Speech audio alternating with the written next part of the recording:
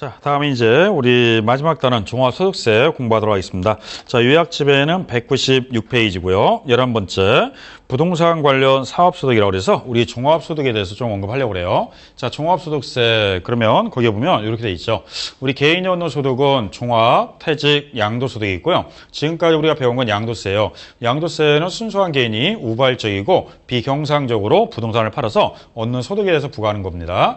자, 종합소득 중에서 우리 사업소득 배울 건데 사업소득에는요, 크게 나누면 공급업이 있고 임대업이 있습니다. 자, 공급업에는 다시 두 개로 나누면 부동산을 사고 팔아서 업을 한다 그래서 부동산 매매업이라는 게 있고요.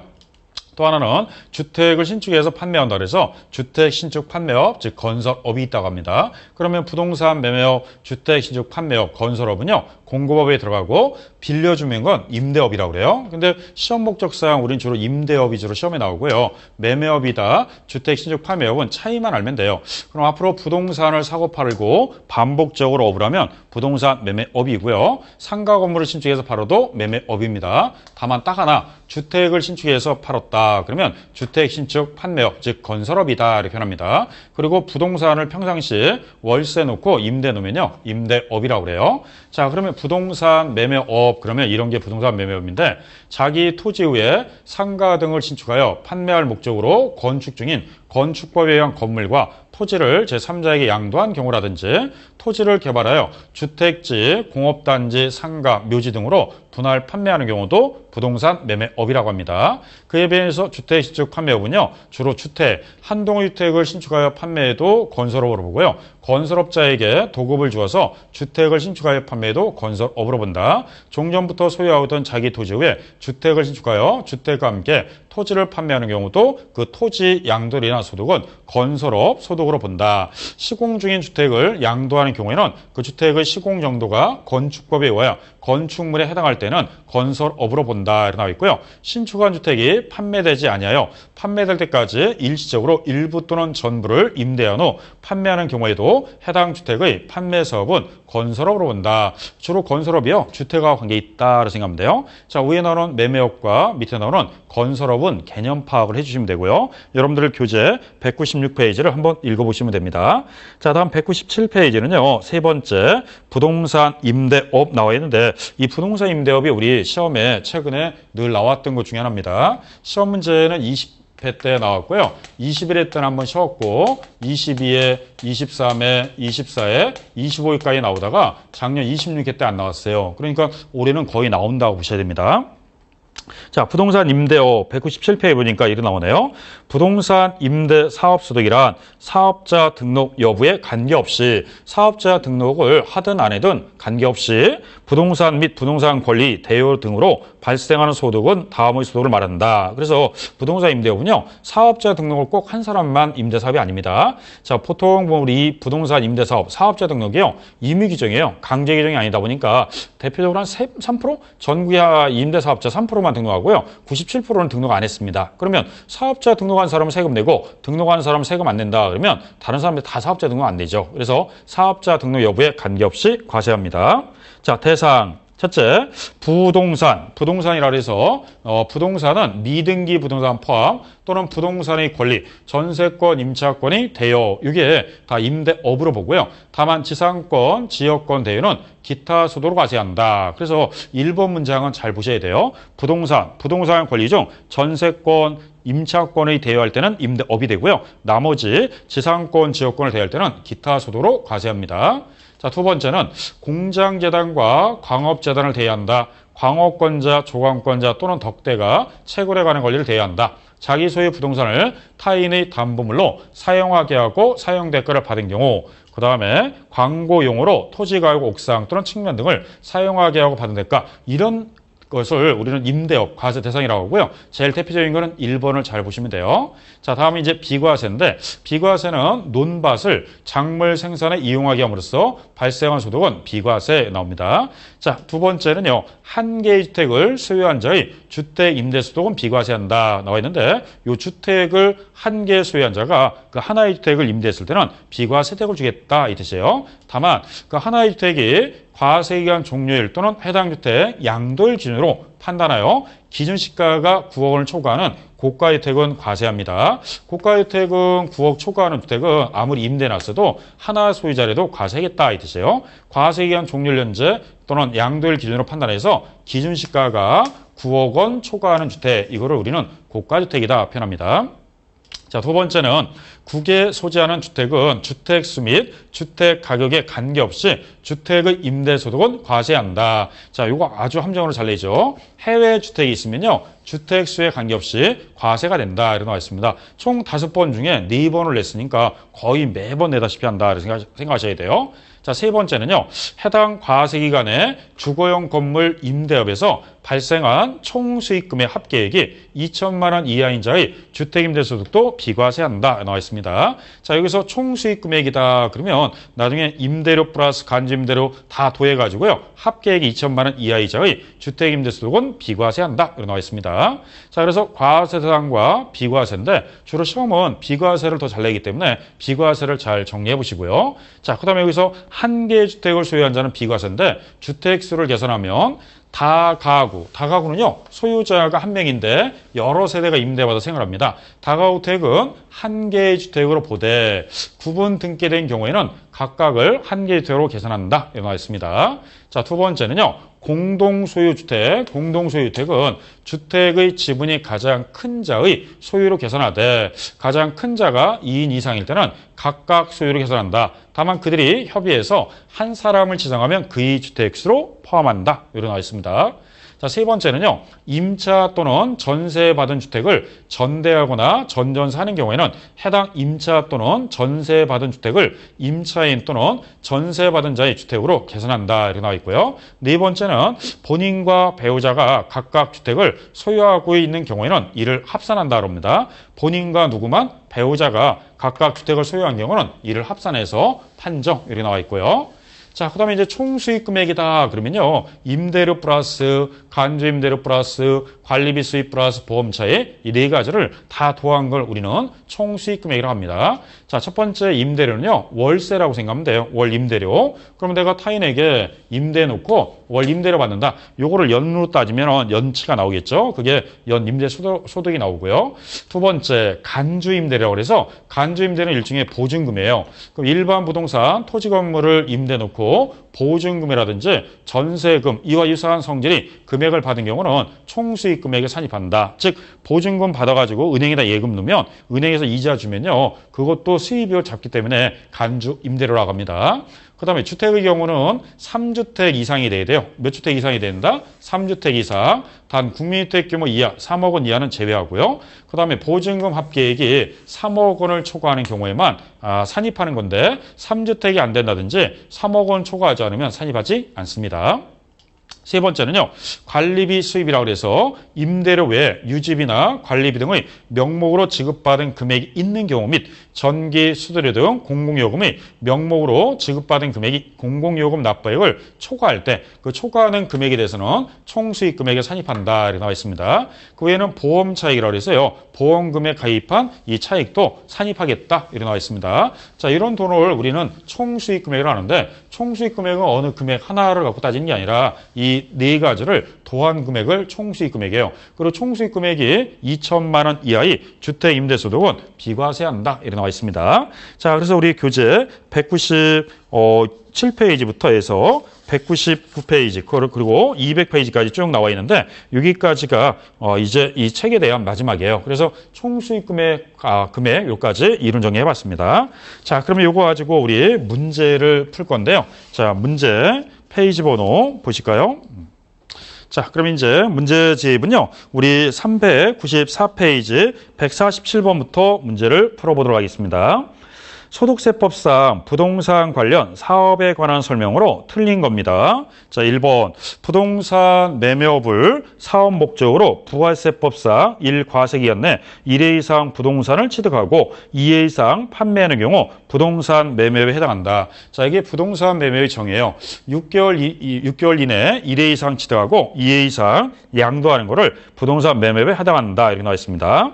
두 번째, 자기 토지 위에 상가를 신축하여 판매할 목적으로 건축 중인 건축법에 의한 건물과 토지를 제3자에게 양도한 경우 부동산 매매에 해당한다. 자기 토지 위에다가 상가 등을 신축해서 팔았으면 매매업이 됩니다.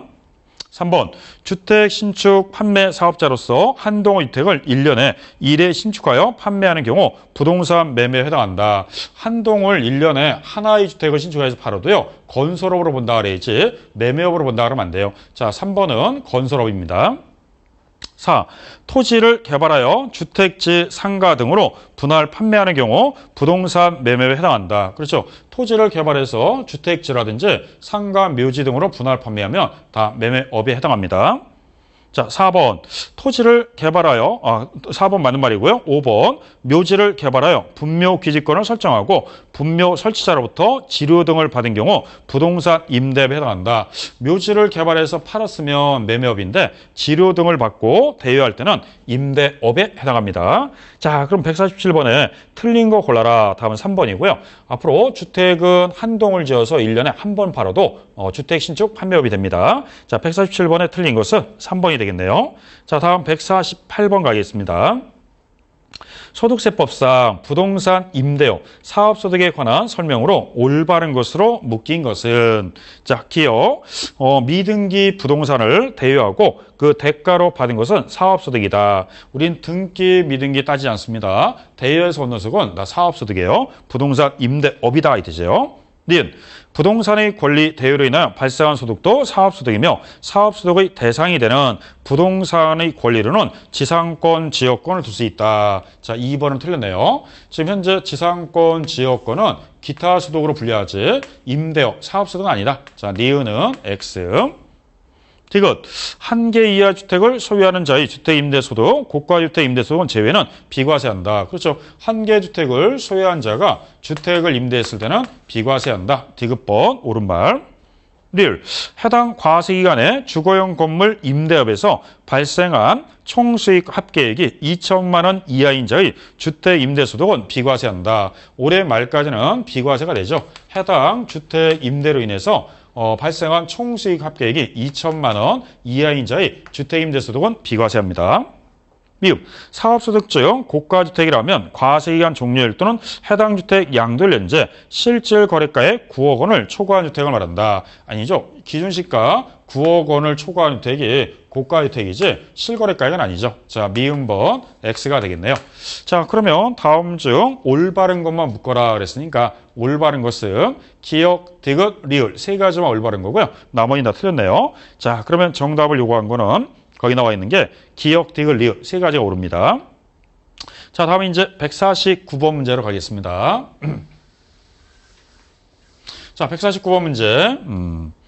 소득세법상 거주자의 부동산 임대업에서 발생하는 소득에 관한 설명으로 옳은 것은 1. 지역권을 대여함으로써 발생한 소득은 사업소득이다. 지역권을 대여해서 발생한 소득은 기타 소득이죠. 지역권. 자, 1번은 X. 두 번째, 지상권을 대여함으로써 발생한 소득은 사업소득이다. 지상권도 기타 소득에 들어가야죠. 2번도 X. 3. 미등기 부동산을 임대하고 그 대가를 받은 것은 사업소득이 아니다. 아니죠. 미등기 부동산도 사업소득에 들어가야죠. 3번 X. 4. 자기 소유 부동산을 타인의 담보로 사용하게 하고 사용 대가를 받은 것은 사업소득이다. 그렇죠. 자기 소유 부동산을 타인에게 담보로 사용하게 하고 사용 대가를 받은 것은 사업소득이다. 4번은 옳은 말이네요. 5.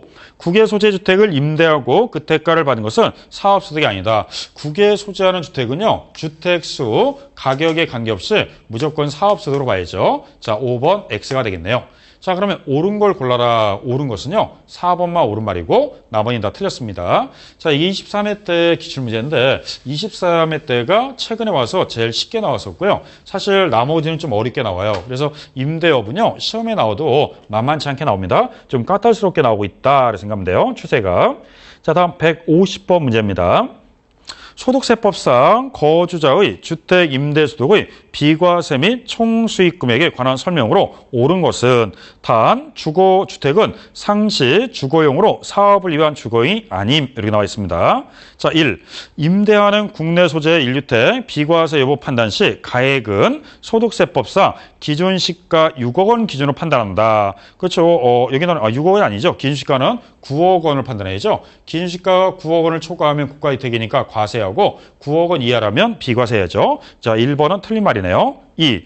소득세법상 기준시가 5억 원인 국외소재 1주택을 임대한 경우 비과세한다. 국외소재 주택은요, 주택수나 가격에 관계없이 과세가 되기 때문에 5억이든 6억이든 과세입니다. 국내였다면 비과세 가능한데 국외소재 주택은 과세가 돼요. 3. 본인과 배우자가 각각 국내 소재 주택을 소유한 경우 이를 합산하지 아니하고 각 거주자별 소유주택을 기준으로 주택 임대소득 비과 대상인 1주택 여부를 판단한다. 자, 본인과 배우자는 합산해가지고 하나냐 두 개냐 판단합니다. 4번, 국내 소재 3주택 국민주택 규모 초과 소유한 자가 받은 주택 임대보증금 합계액이 4억 원인 경우 그 보증금에 대해서 법령에 정한 산식으로 계산한 금액을 총수익금액에 산입한다. 그렇죠? 주택을 대여하고 보증금을 받을 때는 3주택 이상이어야 되고요. 그러면 3주택 이상이고 3억 원 초과했으니까 두 가지가 충족됐네요. 그러면 4번은 옳은 편이 되겠네요. 5번, 과세기간 종료일 현재 소유 중인 국내 소재 주택에 대한 주택 임대소득의 비과세 여부 판단 시 기준시가는 과세기간 개시일을 기준으로 판단한다. 과세기간 개시일이 아니죠. 언제냐? 과세기간 종료일 현재 판단이지 개시일은 아닙니다. 자, 그러면 150번에 올바른 것은요 4번만 되겠습니다. 나머지는 다 틀린 편이네요. 자, 다음은 이제 151번, 152번은 나중에 여러분들이 풀어보시고요. 153번으로 가겠습니다. 자, 153번 문제는요, 소득세법상 거주자의 부동산 임대와 관련하여 발생한 소득에 관한 설명으로 틀린 것은 1. 국외에 소재하는 주택의 임대소득은 주택수에 관계없이 과세한다. 그렇죠. 국외에 소재하는 주택은 주택수에 관계없이 과세가 됩니다. 2. 3주택 법령에 따른 소유주택이 아님을 소유하는 자가 받은 보증금 합계액이 2억 원인 경우 법령으로 정하는 바에 따라 계산한 간주 임대료를 사업소득 총수익금액에 산입한다. 자, 주택은요 3주택 이상이 돼야 되고 그다음 보증금 합계액이 3억 원 초과해야 되는데 거기는 3주택은 맞는데 보증금 합계액이 2억 원이라면 총수익금액에 산입할 수 없죠. 자, 2번은 틀린 편이고요. 3번 2주택 법령에 따른 소유주택 아닌과 2개의 상업용 건물을 소유한 자가 보증금을 받은 경우 2개의 상업용 건물에 대해서만 법령에 정하는 바에 따라 계산한 간주임대료를 사업소득 총수익금액에 산입한다 이렇게 나와 있습니다. 자, 일반 부동산은요 금액과 관계없이 보증금 X 그 다음에 상가 건물 수와 관계없이 총수익금액에 산입하고 주택의 경우는 3주택 이상이어야 되고요. 3억 원을 초과했을 때만 이 총수익금액에 간주임대를 계산합니다. 그러면 주택 2개와 상가 2개라면 주택은 충족 요건이 안 됐으니까 산입하면 안 되고 상가만 산입한다. 자, 3번 옳은 말. 4번 주택 임대소득이 과세되는 고가주택은 과세기간 종료일 현재 기준시가 9억 원을 초과하는 주택을 말한다. 그렇죠. 9억 원을 초과하는데 기준시가 9억 원입니다. 5. 사업자가 부동산을 임대하고 임대료 외에 전기료, 수도료 등 공공요금이 명목으로 지급받은 금액이 공공요금 납부액을 초과할 때는 초과하는 금액은 사업소득 총수익금액에 산입한다. 그렇죠. 관리비나 유지비 외에 임대료 외에 관리비나 유지비 받고 전기료, 수도를 받아서 초과했을 때는 총수익금액에 산입한다. 이렇게 나와 있습니다. 자, 153번에 틀린 거 그랬으니까 답은 2번이 되겠습니다. 자, 마지막 이제 154번. 소득세법상 국내 소재하는 주택을 임대한 경우 발생하는 소득에 관한 설명으로 틀린 것. 단 아래의 주택은 상시 주거용으로 사용하고 있음. 자, 1. 주택 한 채만을 소유하는 거주자가 과세기간 종료일 현재 기준시가 10억 원인 해당 주택을 전세금을 받고 임대하여 얻은 소득에 대해서는 소득세가 과세되지 않는다. 자, 1번을요. 수험생들이 많이 헷갈려 하는데 1번을 잘 보시면요. 고가주택이에요. 그런데 이걸 월세를 놨으면 월 임대료가 있기 때문에 수입이 있는데 전세금을 받았다면은 이때는 임대 소득이 없어요. 그래서 1번은 과세하지 않습니다. 자, 1번이 잘 이해가 안 가면 2번을 읽어보면 좀 더 이해가 됩니다. 2번. 주택 두 채를 소유한 거주자가 한 채는 월세 계약으로 나머지 한 채는 전세 계약 형태로 임대할 경우 월세 계약에 의하여 받은 임대료에 대해서만 소득세가 과세된다. 주택은 두 개인데 하나는 내가 월세 놨고 하나는 전세 놨다면 전세에서는 수입이 없어요. 그러면 월세 논 것만 수입이 있기 때문에 월세 놓은 집만 수입으로 잡는다. 그것만 소득세가 과세된다 이 뜻이에요. 그럼 1번은 전세를 놨기 때문에 전세금을 받은 거는 수입이 없기 때문에 대상이 아니고 2번 마냥 월세와 전세 중 월세에 놓은 것만 과세하겠다 이 뜻이에요. 자, 3번. 거주자의 보유주택 수를 계산함에 있어 다가구 주택은 한 개의 주택으로 보되 구분 등기된 경우는 각각 한 개의 주택으로 계산한다. 그렇죠. 다가구 주택은요, 한 개의 주택으로 보되 구분 등기된 경우는 각각 한 개의 주택으로 본다. 4. 주택의 임대로 인하여 얻은 과세 대상 소득은 사업소득으로서 해당 거주자의 종합소득 금액에 합산한다. 이 사업소득은 종합소득에 합산합니다. 5. 주택을 임대해 얻은 소득은 거주자가 사업자 등록을 한 경우에 하나요. 소득세 납세 의무가 있다. 아니죠. 거주자는 그 소득세 사업자 등록과 관계없이 사업자로 분류하기 때문에 사업소득으로 분류하면 종합소득세 과세 대상이 됩니다. 자, 154번에 틀린 것은 5번이 됐고요. 아까 우리 사업자 등록은 강제 규정이 아니라 의무 규정이지만 사업자 등록 여부에 관계없이 과세해야지 사업자 등록한 자만 과세하면 일부러 사업자 등록 더 안 하죠. 자, 그래서 사업자 등록 여부에 관계없이 과세한다. 이렇게 나와 있습니다. 자, 여기까지 해서 우리 교재를 다 마무리했습니다. 요약 정리하고요. 그 다음에 이 문제 다 풀었고요. 이렇게 해서 세법은 마무리 정리하겠습니다. 자, 그럼 이제 여태까지 해서 우리 요약도 다 해봤고요. 마무리 문제 다 해봤습니다. 이제는 동영만 남았는데 동영하고 이제 우리 문제도 풀죠. 자, 그러면 다음에 만날 때는 동영 모의고사 갖고 찾아뵙도록 하겠습니다. 마치겠습니다. 수고하셨습니다.